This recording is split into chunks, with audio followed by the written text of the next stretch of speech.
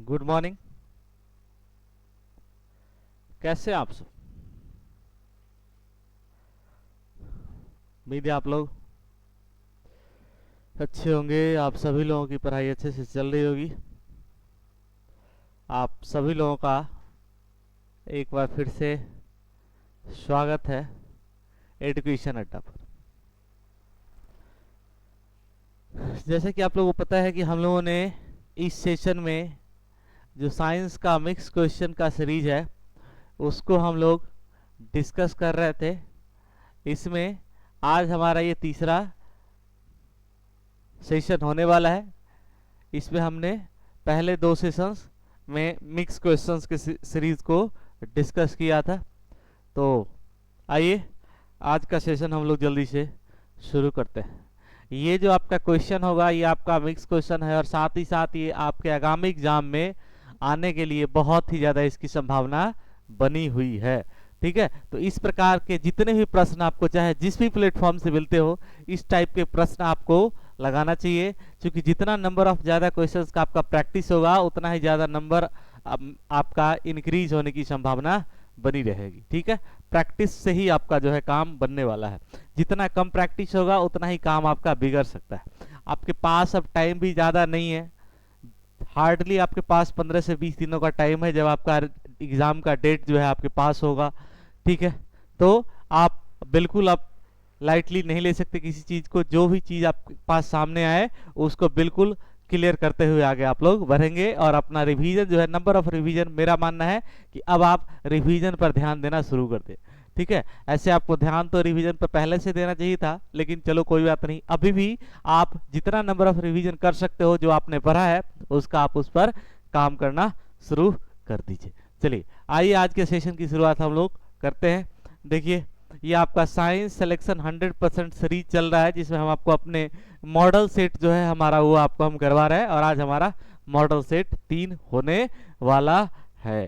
ठीक है, आ जाओ देखते हैं पहला क्वेश्चन हमारा आज का क्या कह रहा है। यदि किसी हीटर से गुजरने वाली धारा को प्रतिरोध और धारा प्रवाह के समय को अपरिवर्तित रखते हुए 3 गुना कर दिया जाए तो उत्पन्न ऊष्मा क्या होगी। देखो Q बराबर क्या होता है, I स्क्वायर RT, यही होता है फॉर्मूला आपका। अब क्या बोला है कि ये Q1 हो गया, मान लेते हैं ये हमारा Q1 हो गया, पहला कंडीशन का हो गया। दूसरा बार क्या बोला है कि धारा और प्रतिरोध को क्या कर दिया जाए, अब 3 गुना कर दिया जाए, यानी I स्क्वायर का मान जो है बढ़ा दिया जाए। I1 मान लीजिए पहले x था, तो अब जो I2 हमारा होगा वो अपना हमारा कितना हो जाएगा, XQ हो जाएगा। ठीक है, सॉरी 3x हो जाएगा, यानी 3 गुना हमको क्या बोला है, बढ़ा देने के लिए बोला है। ठीक है, तो लगाइए यहाँ पर फॉर्मूला। Q1 में क्या होगा, हमने I1 R1 T1 और दूसरा होगा आपका Q2 बराबर I2 स्क्वायर R2 T2। जहां देखो I1 I2 पता है आपको, और टाइम और जो हमारा रेसिस्टेंस है दोनों क्या बोला है, ये हमारा कांस्टेंट था। तो ये टर्म जो है दोनों इक्वल है तो कैंसिल आउट हो जाएगा। जब हम रेशियो निकालेंगे बचेगा कितना, Q1 बटा Q2 आपका क्या हो जाने वाला है, Q1 बाई Q2 जो आपका होगा वो होगा आपका I1 का स्क्वायर बाई I2 का स्क्वायर। देखो I1 का मान हमने कितना लिया था, x लिया था, तो x का स्क्वायर बाई I2 हमारा है 3x, यानी 3x का जब स्क्वायर करोगे तो आपका 9x स्क्वायर हो जाने वाला है। x स्क्वायर से x स्क्वायर कैंसिल आउट हो गया, यानी कि जब हमने धारा का मान 3 गुना बढ़ाया है तो हमारी उत्पन्न ऊष्मा जो होगी कितने गुना होगी, वो 9 गुना हो जाएगी। ऑप्शन नंबर सभी लोगों का कितना हो जाएगा भाई, ऑप्शन नंबर सभी लोगों का 4 आएगा। जिनका ऑप्शन नंबर 4 आएगा उनका सही और सही आंसर आएगा। देख लीजिए कैसे हमने किया है। पहले हमसे क्या बोला है कि गुजरने वाली धारा को 3 गुना कर दिया जाता है। ठीक है, प्रतिरोध और जो टाइम है उसको क्या किया था, अपरिवर्तित रखते हुए, यानी उसको चेंज नहीं किया गया था। लगाइए फॉर्मूला Q बराबर I स्क्वायर RT। ठीक है, I स्क्वायर से बदला है, बाकी R और T जो है दोनों हमारा कांस्टेंट था, तो जब रेशियो निकालेंगे तो दोनों कैंसिल आउट हो जाएगा। अब यहां से हम सिंपल इसको सोल्व करेंगे, आपका आंसर जो है वो आ जाएगा। ठीक है, ऑप्शन नंबर 4 9 गुना आपका जो था वो सही और सही आंसर आपका होगा। अगला क्वेश्चन देखिए क्या कर रहा है हमारा। देखिए एक और बेहतरीन क्वेश्चन आपके सामने बनाइए इस क्वेश्चन को। क्या कह रहा है देखिए, एक चालक तार का प्रतिरोध 15 ओम है, ठीक है। रेसिस्टेंस जो हमको दे रखा है वो हमारा 15 ओम का दे रखा है, ठीक है। और मान लीजिए L1 था कुछ, L1 हमारा X था, ठीक है। चलिए और R1 इसको मान लो, ठीक है। R1 15 ओम है और आपका L1 जो था वो X ओम था। अब क्या बोला है कि दूसरा कंडीशन में क्या हो जाता है कि R2 का मान हमको निकालना है जब L1 क्या हो जाए, L1 तो सेम ही था, सॉरी यहां से आप D1 करो, L1 D1, D1 बराबर आप X मानो, तो D2 जो होगा आपका, क्या बोला है भैया कि D2 क्या करता है कि 1/3 हो जाता है, 1/3x हो जाता है, ठीक है। अब यहां से इसको आप कैलकुलेट कर सकते हो। ध्यान दीजिएगा यहां पर क्या क्या कह रहा है कि R1 का मान दे रखा है, रेसिस्टेंस 1 आपको दे रखा है, रेसिस्टेंस 2 हमको फाइंड आउट करना है, जहां पर कि एक जो पहले तार था, ठीक है, तो तार मान लीजिए कुछ इतना लंबा था, इसकी जो डायमीटर थी वो D सेंटीमीटर मान लेते हैं, ठीक है, D1 सेंटीमीटर था। अब इस तार को क्या किया गया है, इसका लंबाई जो था वो समान था, L1 था, लंबाई समान था, लंबाई अभी भी वही है, ठीक है, लंबाई अभी भी वही है, यानी L1 बराबर L2 है, लेकिन डायमीटर जो है वो क्या हो गया है, 1/3 हो गया है, यानी D1/3 हो गया है। डायमीटर कितना हो गया है, 1/3 आपका हो गया है। यही क्वेश्चन कह रहा है, क्योंकि त्रिज्या क्या हो रहा है, त्रिज्या 1/3, तो डायमीटर जो होगा आपका वो 1/3 आ जाएगा। अब क्या हो जाएगा, यहां से आपको निकालना है कि रेसिस्टेंस 2 का मान कितना होगा, ठीक है। रेसिस्टेंस 2 का मान कितना होगा, जल्दी से सभी लोग इसका आंसर बता दो, क्या हो जाएगा। आप क्या लगाएंगे, रो बराबर क्या लगाओगे फॉर्मूला, रो बराबर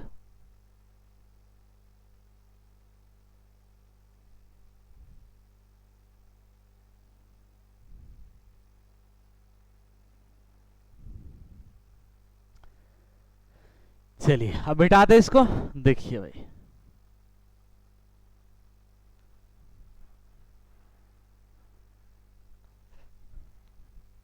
R बराबर निकालना है हमको, तो रो L/A, यही फॉर्मूला होता है। R1 ये होगा, R2 जब हम निकालेंगे तो क्या होगा, रो L2/A2।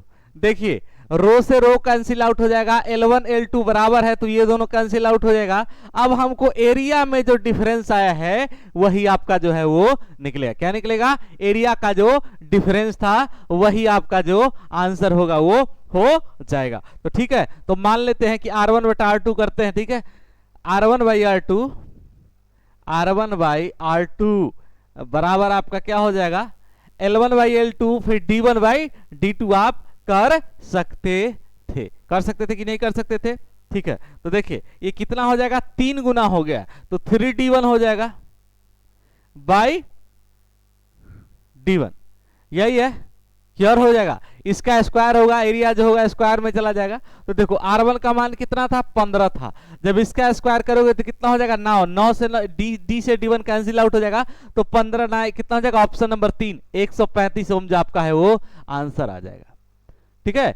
135 ओम इसका आंसर आ जाएगा। कैसे हमने किया है, देखिए शॉर्टकट में इसको करिए, क्या रो R बराबर क्या होता है, रो L/A। यहां पर देखिए लेंथ को समान रखा गया, देखिए दिया हुआ है कि समान लंबाई का, यानी जो लंबाई था वो समान था, त्रिज्या में क्या हुआ है, 1/3 हो गया, त्रिज्या 1/3 कम गया है, ठीक है। तो 1/3 कमाने के लिए वो क्या हो जाएगा, वो तिगुना, यानी कि 3 का स्क्वायर 9, 59 जा 135 आपका आंसर हो जाएगा। क्लियर है, 135 ओम जिन लोगों का भी आएगा उनका सही और सही आंसर आप लोगों का आ जाएगा। क्लियर है बात, यहां तक जल्दी से देख लीजिए इस क्वेश्चन को आप लोग अच्छे से, ठीक है।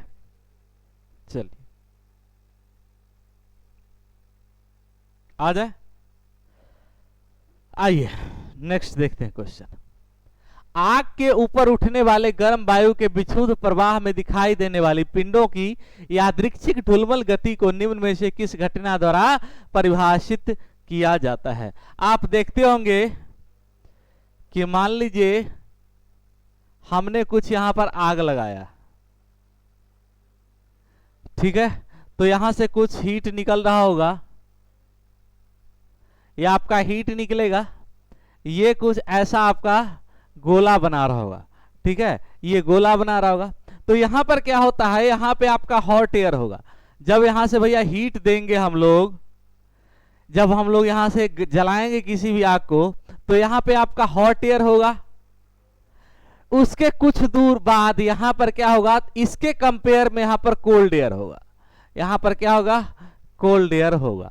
अब ये बोलता है कि ये जो हमको लपट दिखाई पड़ता है, आग की जो लपट दिखाई पड़ती है, वो किस कारण से दिखाई पड़ती है? तो क्या हो जाएगा भैया, अपवर्तन के कारण। किसके कारण? अपवर्तन के कारण ये हमको दिखाई पड़ेगा। ऑप्शन नंबर सभी लोगों का क्या हो जाएगा? ऑप्शन नंबर सभी लोगों का जो है वो ऑप्शन नंबर 2 सही और सही आंसर हो जाएगा। अब ये क्वेश्चन भी आपसे कभी पूछ सकता है कि बताओ जो ये जो यहाँ पर आग की लपट जो ढिलमिलाती हुई दिखाई पड़ रही है, वो किसके कारण हो रही है? तो हमको फेनोमेना पूछ लिया है, किस घटना के कारण हो रही है, और किसके कारण ये अपवर्तन की परिघटना हो रही है। अगर ये पूछ लिया जाए तो याद रखिएगा कि रासायनिक अस्थिरता के कारण या फिर रासायनिक डिफरेंस के कारण, रासायनिक अंतर के कारण, ताप में रासायनिक अंतर के कारण ऐसी घटना जो होती है वो आपको दिखाई पड़ती है। ठीक है, तो ऑप्शन नंबर सभी लोगों ने क्या लगाया है? 2 लगाया है। जिन्होंने भी ऑप्शन नंबर 2 लगाया है उनका सही आंसर हो जाएगा। क्लियर है? अगला क्वेश्चन देखिए आप लोग, बताइए इस क्वेश्चन का आंसर क्या हो जाएगा? सभी लोग जल्दी से बताओ।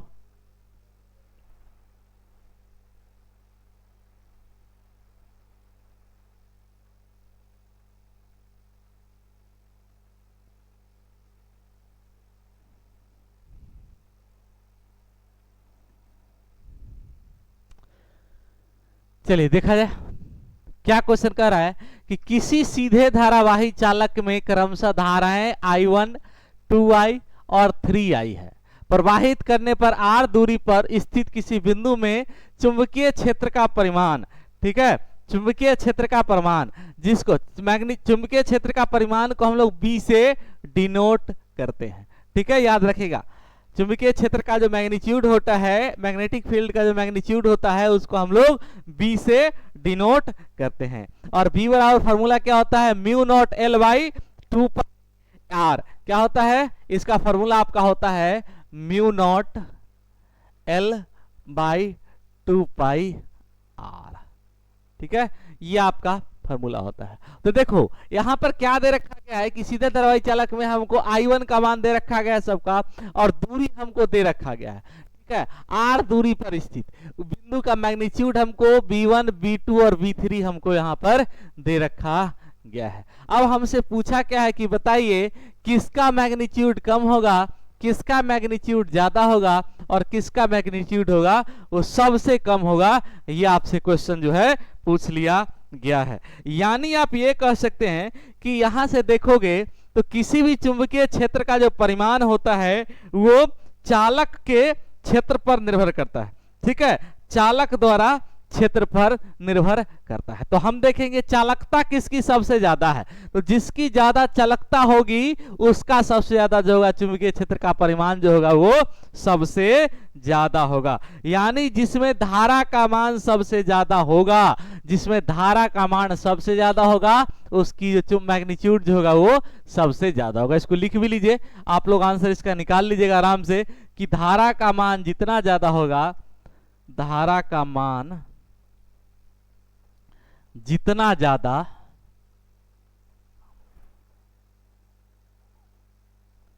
B का मान, B क्या है हमने बता दिया, मैग्नीट्यूड है किसका? मैग्नेटिक फील्ड का। B का मान उतना ही अधिक होगा, उतना ही अधिक होगा। ठीक है, अब बताइए आंसर क्या हो जाएगा सभी लोग। देखिए सबसे ज्यादा करंट का मान किसका है, उसका B का मान जो होगा वो सबसे ज्यादा हो जाएगा। देखिए सबसे ज्यादा करंट किसका है? 3I, किसका? थर्ड का। तो B3, B2, B1 देखो कहां है? ऑप्शन नंबर आप लोगों का 4 पे दिख रहा है।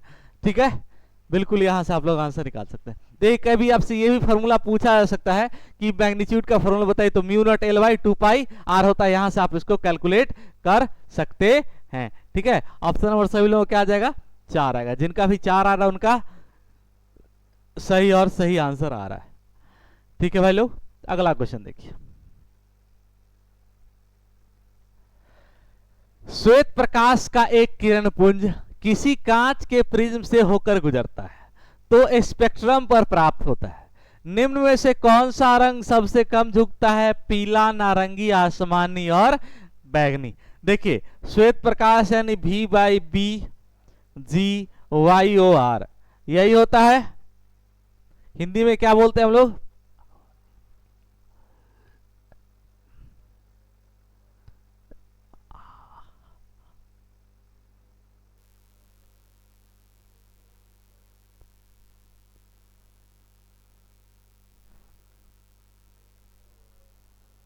यही होता है, यही होता है।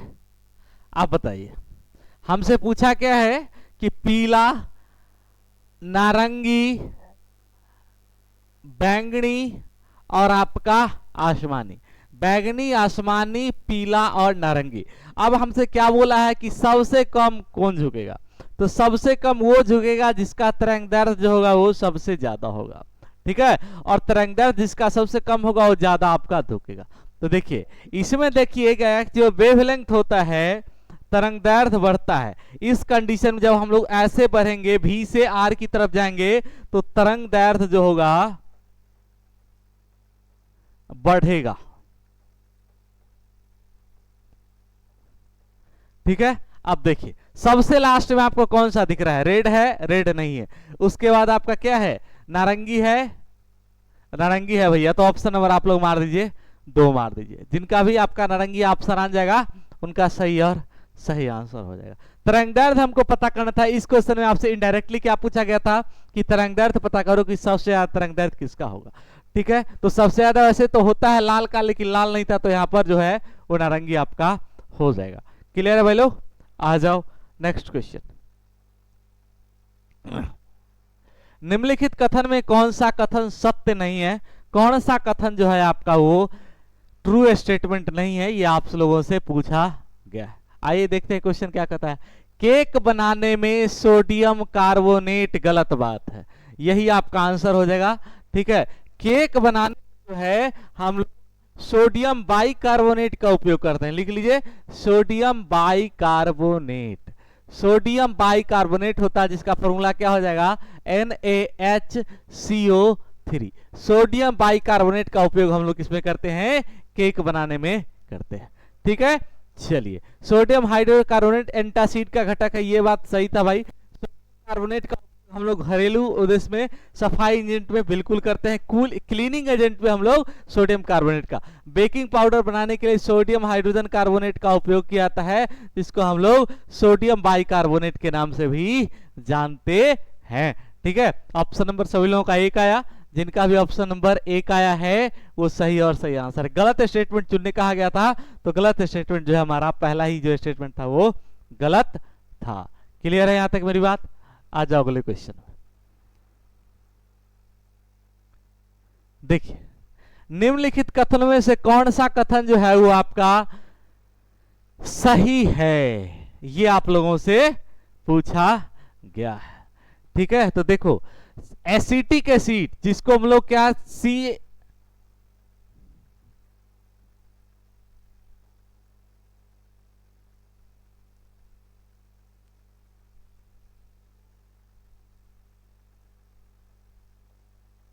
एसिटिक एसिड का फॉर्मूला यही होता है, COCOOH, यही इसका फॉर्मूला होता है एसिटिक एसिड का। एथेनॉल का फॉर्मूला देखिए, इसमें देखिए कार्बन का परमाणु 2 है, कार्बन का परमाणु कितना है एसिटिक एसिड में, कार्बन परमाणु कितना होता है CH होता है। ठीक है, एसिटिक एसिड का क्या होता है CH COOH। अब इसमें देखिए कार्बन का परमाणु कितना है भैया 2 है, तो एथेनॉल में ही जो होगा 3 कार्बन परमाणु होता है, एसिटिक एसिड में 2 कार्बन परमाणु होता है, मेथेन में 4 कार्बन परमाणु होता है, गलत बात है। क्लोरोफॉर्म में 2 कार्बन परमाणु होता है, यानी आपका एथेनॉल जो है वो आंसर हो जाएगा। ठीक है, यही हो जाएगा ना आंसर आपका। चलिए नेक्स्ट क्वेश्चन देख लीजिए। बताइए एथेनॉल का क्या होता है फॉर्मूला सभी लोग।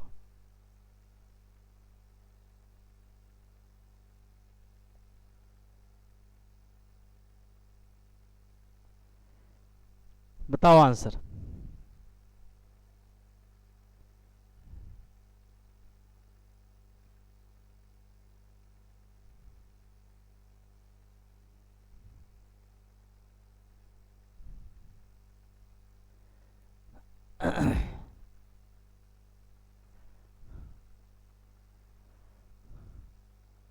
बताया आप लोगों ने आंसर क्या हो जाएगा। इसको मिटाइए ताकि अच्छे से हम आपके लिए लिख दें। सबसे पहले किसका, मीथेन का। तो मीथेन का होता है CH4। यहां से देखिएगा कि हमसे बोला है कि 4 कार्बन परमाणु होता है, नहीं भैया हाइड्रोजन का परमाणु की संख्या यहाँ पर 4 होती है, तो ये तो गलत स्टेटमेंट हो गया। एथेनॉल का क्या होता है, C2H5OH होता है। एथेनॉल का होता है C2H5OH। ठीक है, यहाँ पर देखिए कार्बन परमाणु की संख्या क्या 2 है। हाँ जी, यहाँ पर 2 है। एसिटिक एसिड का क्या लिखा था हमने, CH3COOH, CH3COOH। ठीक है, ये होता है आपका एसिटिक एसिड का फॉर्मूला। तो कार्बन परमाणु पता करना था आपको, ऑप्शन नंबर जो 3 है वो सही और सही आंसर हो जाएगा। अगला क्वेश्चन देखिए, मानव में आहार नाल को इनमें से कौन सा भाग अवशिष्ट पदार्थ का उत्सर्जन करता है। डाइजेशन के पश्चात जो हमारा वेस्ट मटेरियल है वो कहां से निकलता है। तो जो डाइजेशन के बाद जो हमारा वेस्ट मटेरियल है वो कहां से निकलता है, एनस से निकलता है, जिसको हम लोग मल द्वार के नाम से भी जानते हैं। तो ऑप्शन नंबर 4 जिनका आ रहा है उनका बिल्कुल ही सही और सही आंसर हो जाएगा। अब देखिए छोटी आंत में आपको याद रखना है कि मानव के छोटी आंत में जो है कंप्लीट डाइजेशन होता है, पूर्ण पाचन जो होता है कहाँ होता है, छोटी आंत में होता है। आपसे ये पूछा जाए कि प्रोटीन का पाचन कहाँ होता है, तो याद रखेंगे प्रोटीन का भी जो पाचन होता है वो आपका होगा, कहाँ होगा, प्रोटीन का जो पाचन है वो भी आपका हो जाएगा, कहाँ होगा प्रोटीन का पाचन। प्रोटीन का जो पाचन है वो आपका होगा छोटी आंत में ही हो जाएगा। चलिए, थोड़ा सा लाइट का प्रॉब्लम हो गया है तो चेहरे पे मत ध्यान दीजिए, क्वेश्चन आपको पूरा पूरा दिखाई दे रहा है। आइए आगे हम लोग बढ़ते हैं। बड़ी आंत, बड़ी आंत में क्या होता है, जो हमारा डाइजेस्टेड फूड है वो क्या होता है, यहां से डिस्ट्रीब्यूट होने का काम करता है। अपेंडिक्स जो है ये क्या है, अपेंडिक्स एक ऐसा अंग है हमारे शरीर का जो कि हमारे शरीर में उसका कोई स्पेशल इफेक्ट नहीं है, स्पेशल कोई फंक्शन नहीं है, लेकिन ये हमारे शरीर में उपस्थित होता है। पूछा जाता है कि अपेंडिक्स किस तरफ होता है, तो अब याद रखेंगे अपेंडिक्स जो आपके दाईं तरफ होता है। ठीक है भाई लोग, चलिए नेक्स्ट क्वेश्चन देखिए। 340 एटमॉस्फेरिक के दाब पर जब CO को कार्बन मोनोऑक्साइड को हाइड्रोजन के साथ अभिक्रिया कराया जाता है तो कौन सा उत्पाद निकलता है। देखो 340 एटमॉस्फेयर वायुमंडलीय दाब पर जब हम कार्बन मोनोऑक्साइड को हाइड्रोजन के साथ अभिक्रिया कराते हैं तो जो निकलता है उसका नाम होता है एथेनॉल। वो क्या बनता है, एथेनॉल आपका बनेगा। ठीक है, तो एथेनॉल का फॉर्मूला देख लीजिए, C2H5OH, अभी जस्ट हमने आपको बताया था। ठीक है, तो ऑप्शन नंबर सभी लोगों का क्या आ जाएगा, ऑप्शन नंबर सभी लोगों का जो है वो 4 आ जाएगा। जिनका भी आंसर ऑप्शन नंबर 4 आएगा उनका आंसर जो है वो सही और सही आ रहा होगा। ठीक है भाई लोग, यहाँ तक मेरी बात समझ में आ रही है आप लोगों को। आइए अगला क्वेश्चन देखिए, अगला क्वेश्चन क्या कह रहा है कि निम्न में से किस तत्व में एका सिलिकॉन, एका बोरॉन और एका एल्युमिनियम के समान गुण है। ठीक है, जब आपके आवर्त सारणी की खोज हुई थी, मेंडलीव की आवर्त सारणी की मैं बात कर रहा हूं, तो वहां पर कुछ ऐसे तत्व थे जिनके भविष्य के लिए स्थान छोड़ दिया गया था और उनको एका नाम दिया गया था। क्या नाम दिया गया था उनका, एका नाम उसको दे दिया गया था। ठीक है, तो एका सिलिकॉन, एका बोरॉन और एका एल्युमिनियम हमको पता करना है। तो एका सिलिकॉन का नाम क्या था, एका सिलिकॉन जो था वो जर्मेनियम था। बोरॉन जो था आपका स्कैंडियम था, और एक का एल्युमिनियम जिसको आधुनिक नाम गैलियम नाम दिया गया। तो ऑप्शन नंबर सभी लोगों का एक जो होगा वही सही और सही आंसर हो जाएगा। यहाँ पर कई बच्चे कंफ्यूज हो जाते हैं कि तीन नाम उनको याद नहीं रहता। तो एक चीज आप याद रखिए, सिलिकॉन क्या है, सेमीकंडक्टर है ना, और जर्मेनियम क्या है, ये भी आपका सेमीकंडक्टर है। तो आप ऐसे भी इसको याद रख सकते थे कि सिलिकॉन सेमीकंडक्टर है, तो एक और हमको सेमीकंडक्टर खोजना है, कौन सा, जर्मेनियम। ठीक है, बोरॉन को हटा दीजिए, बोरॉन और स्कैंडियम, एल्युमिनियम का गैलियम। तो दो अगर आप याद होगा तो तीसरा आप कैसे कर सकते थे, उसको एलिमिनेट कर सकते हो आसानी के साथ। ऑप्शन नंबर एक आया सभी लोगों का, भाई लोगों का। चलिए, एक आया है, सही आंसर आपका आया है। अगला क्वेश्चन देखिए क्या कह रहा है। कार्बन यौगिकों में आमतौर पर डैश नहीं पाया जाता है। तो देखो, कार्बन में सिंगल बॉन्ड पाया जाता है, डबल बॉन्ड पाया जाता है, ट्रिपल बॉन्ड भी पाया जाता है। इसमें आयनिक बंधन जो होता है वो नहीं पाया जाता है। तो ऑप्शन नंबर 2 मार दीजिए। ठीक है, अब बात आती है कि आयनिक बंधन क्या होता है। कार्बन सबसे ज्यादा क्या होता है, कैटेनेशन का। कार्बन में याद रखिएगा, कार्बन में सी में सबसे ज्यादा कैटेनेशन यानी श्रृंखलन का गुण, सबसे ज्यादा कैटेनेशन, जिसको हम लोग श्रृंखलन के नाम से जानते हैं। ठीक है, अब आती है कि आयनिक बंधन क्या होता है। तो आयनिक बंधन एक ऐसा बॉन्ड है, आपने पढ़ा होगा, जब बॉन्ड पढ़ेंगे टाइप्स ऑफ बॉन्ड में, तो आप पढ़ेंगे आयनिक बंधन, सहसंयोजी बंधन।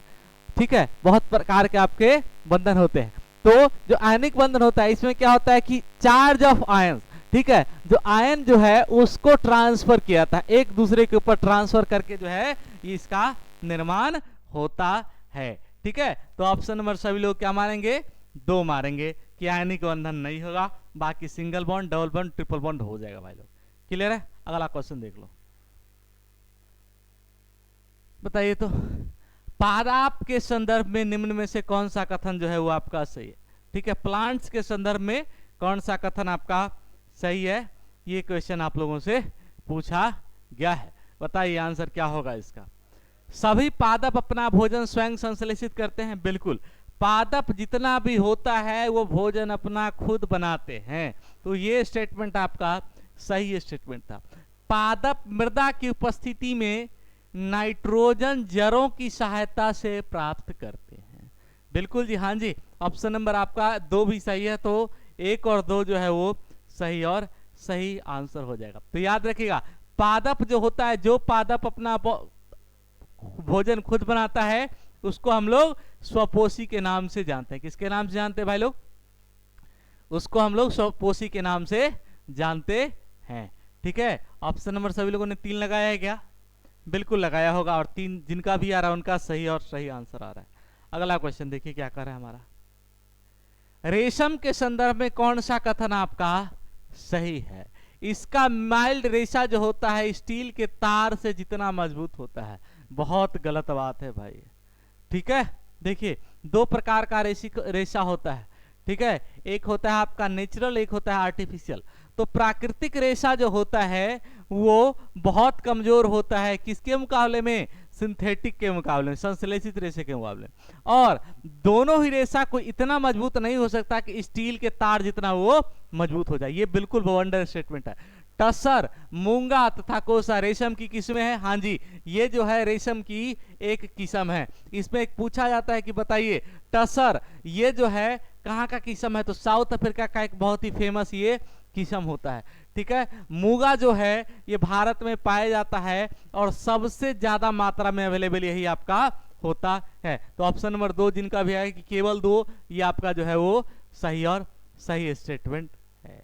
ठीक है, यहां से 2-3 प्रश्न और आपसे पूछे जा सकते हैं कि पहला संश्लेषित रेशा का नाम क्या था। तो याद रखना, पहला संश्लेषित रेशे का नाम जो था आपका नायलॉन था। लिख भी लीजिए, प्रथम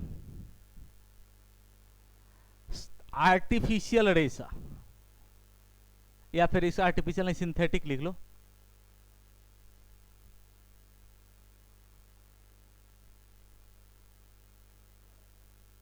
नायलॉन। रेयॉन जो है ये भी आपका सिंथेटिक ही है। ठीक है, ये संश्लेषित रेशे का एग्जाम्पल है। तो बात आती है कि आर्टिफिशियल रेशा और सिंथेटिक रेशा क्या होता है, सॉरी नेचुरल रेशा क्या होता है। तो जो फाइबर जो आपको क्या हो प्लांट से प्राप्त होता है उसको हम लोग नेचुरल बोलते हैं। जो रेशा आपको कहां से प्राप्त होता है, पादपों से प्राप्त होता है, उसको हम लोग क्या बोलते हैं, नेचुरल बोलते हैं। और जिसको प्रयोगशाला में बनाया जाता है उसको हम लोग सिंथेटिक बोलते हैं। नेचुरल जो रेशा होता है वो कमजोर होता है, ठीक है, किसके मुकाबले में, वो आपके सिंथेटिक फाइबर के मुकाबले में, ठीक है। ऑप्शन नंबर सभी लोगों का 2 आया था। नेक्स्ट क्वेश्चन, आग बुझाने वाले कर्मचारियों के परिधान में, यानी जो फायर ब्रिगेड के कर्मचारी होते हैं उनका जो ड्रेस होता है उसके ऊपर एक लेयर चढ़ाई जाती है जो कि क्या करता है, उसको वो अग्निरोधक बनाने का कार्य करता है। यह किसकी परत होती है, ये आप लोगों से पूछा गया है। तो ये जो परत होती है आपकी वो टेफ्लॉन की परत लगाई जाती है, ठीक है। क्योंकि टेफ्लॉन जो होता है ये आपका उष्मा का क्या होता है, कुचालक होता है, ठीक है। ये हमारा हीट का जो होता है वो बैड कंडक्टर माना जाता है। तो ऑप्शन नंबर सभी लोगों ने क्या लगाया है, 4 लगाया है। 4 जो होगा वो आपका सही और सही आंसर है। अगला क्वेश्चन देखिए, किसमें न्यूट्रॉन अनुपस्थित है, बताओ। इस क्वेश्चन का आंसर आप लोग खुद बताएंगे कि किसमें जो हमारा न्यूट्रॉन है वो अनुपस्थित है। देखिए आपको एक चीज पता है कि जो हमारा प्रोटॉन बराबर किसकी होता है, इलेक्ट्रॉन की संख्या। नंबर ऑफ प्रोटॉन बराबर नंबर ऑफ इलेक्ट्रॉन। प्रोटॉन पर चार्ज होता है पॉजिटिव, इलेक्ट्रॉन पर चार्ज होता है नेगेटिव। इसके चक्कर में क्या होता है कि दोनों कैंसिल आउट हो जाता है। तो जब ये कैंसिल आउट हो जाता है तो नाभिक जो होता है वो चार्जलेस मानता है। पूछता है कि परमाणु का नाभिक कैसा होता है, तो परमाणु का नाभिक जो होता है वो आवेशहीन होता है। तो अब हमसे पूछा है कि न्यूट्रॉन कैसे निकालते हैं। तो नंबर ऑफ न्यूट्रॉन्स क्या होता है, जब आप ऐसे देखें द्रव्यमान संख्या आप किसी का निकालते हो तो क्या होता है, ए बराबर पी प्लस एन, ठीक है, या फिर जेड प्लस एन। प्रोटॉन संख्या को जेड से सूचित किया जाता है, यही फॉर्मूला होता है। अब यहां से देखिए कि प्रोटॉन की संख्या बराबर क्या होता है, इलेक्ट्रॉन की संख्या। तो अगर आप प्रोटॉन की संख्या आपको दे रखा होगा तो इलेक्ट्रॉन की संख्या पता कर सकते हैं, या फिर अगर आपको इलेक्ट्रॉन की संख्या दे रखा है तो आपको डायरेक्टली वो आपको प्रोटॉन की संख्या भी दे रखा होगा। तो प्रोटॉन की संख्या में जब हम लोग क्या करते हैं, न्यूट्रॉन की संख्या को जोड़ते हैं तो हमको द्रव्यमान संख्या पता चल जाता है। अब यहां से देखिए हीलियम है, हीलियम का द्रव्यमान संख्या कितना होता है, हीलियम का द्रव्यमान नंबर जो होगा वो 4 हो जाएगा, क्योंकि परमाणु संख्या उसकी 2, तो परमाणु संख्या 2 है तो उसका इलेक्ट्रॉन भी 2 हो जाएगा। टोटल 4 है तो न्यूट्रॉन यहां से 2 निकलेगा, तो हीलियम में 2 न्यूट्रॉन निकल गया। ऑक्सीजन में देखिए, ऑक्सीजन की बात करोगे तो ऑक्सीजन का कितना हो जाएगा, 8 यानी कि 16, तो कितना हो जाएगा, इसमें हो जाएगा भैया 8, ठीक है। हाइड्रोजन में जो है वो न्यूट्रॉन जो है वो अनुपस्थित होता है, ठीक है। किसमें अनुपस्थित होता है, हाइड्रोजन में जो है वो अनुपस्थित हो जाएगा। क्लियर है भाई, ठीक है ना। ऑप्शन नंबर सभी लोगों का 2 आया। चलो नेक्स्ट क्वेश्चन देखते हैं, एक समजातीय श्रेणी के किस तत्वों को फंक्शनल ग्रुप द्वारा प्रतिस्थापित किया जाता है, बताइए। तो यहां से 2-3 प्रश्न आपको याद रखना है। जैसे आपने सुना होगा CnH2n प्लस CnH2n प्लस 2 किसके लिए, एल्केन के लिए।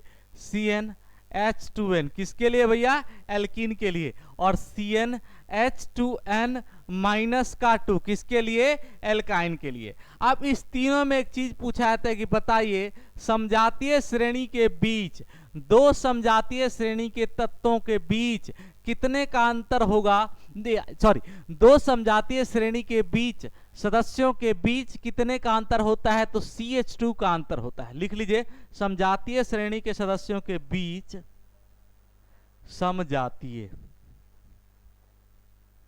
श्रेणी के सदस्यों के बीच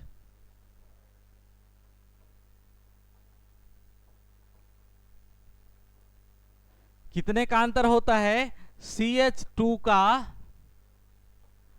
अंतर होता है, ठीक है। अब ये जो इसका फंक्शनल ग्रुप होता है किसमें दिखाते हैं भैया हम लोग, हाइड्रोजन के द्वारा दिखाते हैं। किसके द्वारा, हाइड्रोजन का दिखाते हैं। जैसे अल्कोहल का ले लो, OH होता है, हाइड्रोजन आया, ठीक है, तो ये आप लोगों को सबको पता है। ऑप्शन नंबर सभी लोग क्या मार देंगे, ए मारेंगे, जिनका आपका जो आंसर होगा वो सही और सही आंसर। अगला क्वेश्चन देखिए क्या कर रहा है हमारा। इलेक्ट्रिक डाइपोल पर कुल कितना चार्ज होता है, बताओ। इलेक्ट्रिक डाइपोल पर कुल कितना चार्ज होता है, ये आप लोगों से पूछा गया। बताइए तो इसका आंसर कौन बता रहा है, 0।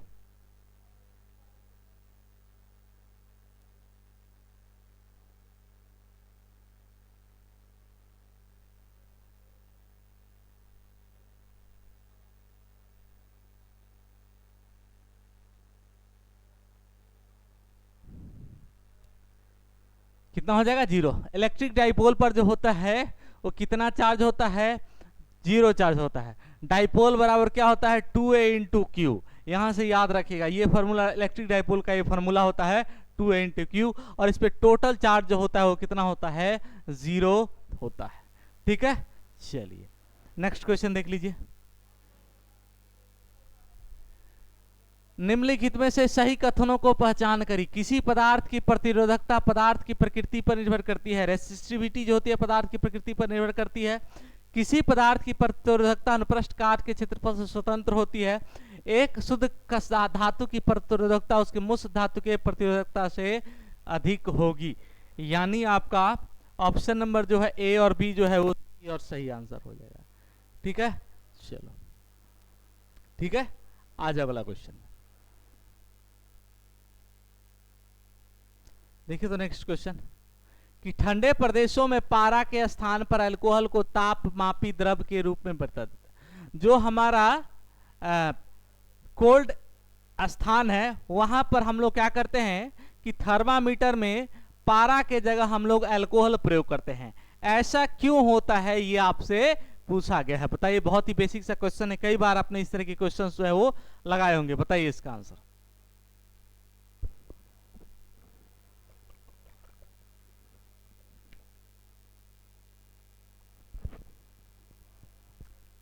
चलिए देखिए, अल्कोहल का जो द्रव्यनांक होता है कम होता है, बेहतर कंडक्टर होता है, पारा से अधिक सस्ता होता है, और इसका जो उत्पादन क्या होता है, अधिक होता है।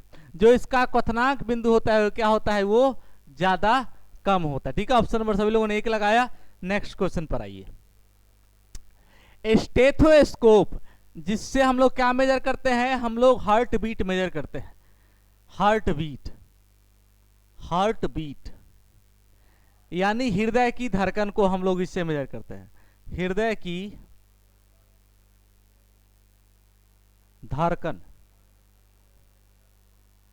हृदय के धड़कन को हम लोग क्या करते हैं, इसे मेजर करते हैं। अब आपको बताना है कि स्टेथोस्कोप द्वारा हृदय की धड़कन की ध्वनि चिकित्सक के कान तक किस रूप में पहुंचती है। तो ये जो आपका पहुंचता है ये आपका इलेक्ट्रॉनिक सिग्नल के रूप में पहुंचता है। किसके द्वारा पहुंचता है भैया, इलेक्ट्रॉनिक सिग्नल के द्वारा स्टेथोस्कोप से, जो आपका जिसको हम लोग क्या बोलते हैं, आला बोलते हैं। क्या बोलते हैं, स्टेथोस्कोप से जो बीपी जो मेजर करता है, हार्ट जिसको हम लोग देसी भाषा में आला के नाम से जानते हैं, वो यही होता है। ठीक है, ऑप्शन नंबर सभी लोगों ने क्या मारा है, 3 मारा है। जिनका भी आंसर ऑप्शन नंबर 3 आ रहा है उनका सही और सही आंसर आप लोगों का आया होगा। ठीक है, ये था आज का हमारा लास्ट क्वेश्चन। उम्मीद है आपको ये सेशन पसंद आया होगा। अगर आपको ये सेशन पसंद आया है तो आप इस वीडियोस को लाइक करेंगे, साथ ही साथ दोस्तों के साथ इसके बारे में आप लोग शेयर भी करेंगे। चलिए, कैसा लग रहा है आप लोगों को ये सेशन। उम्मीद है आपको ये सेशन बहुत ज़्यादा आपके आगामी एग्जाम में, अगर आप हमारे इस मॉडल सेट जितना भी हम आपको एग्जाम से पहले तक करवा रहे हैं, अगर आप उसको अच्छे से करते हो, प्रिपेयर करते हो, खुद से उसको आप रिवाइज करके जाते हो, यकीन मानिए आपको बहुत ज़्यादा फायदा होने वाला है। खासतौर से साइंस में आपको बहुत ज़्यादा फायदा होगा और आप देखेंगे कि आपका स्कोर जो है बहुत ही ज़्यादा अच्छा होगा। ठीक है, चलिए आज के लिए मेरा इतना ही रहेगा, फिर आप लोगों से कल मिलेंगे। तब तक के लिए आप लोगों का थैंक यू, जय हिंद।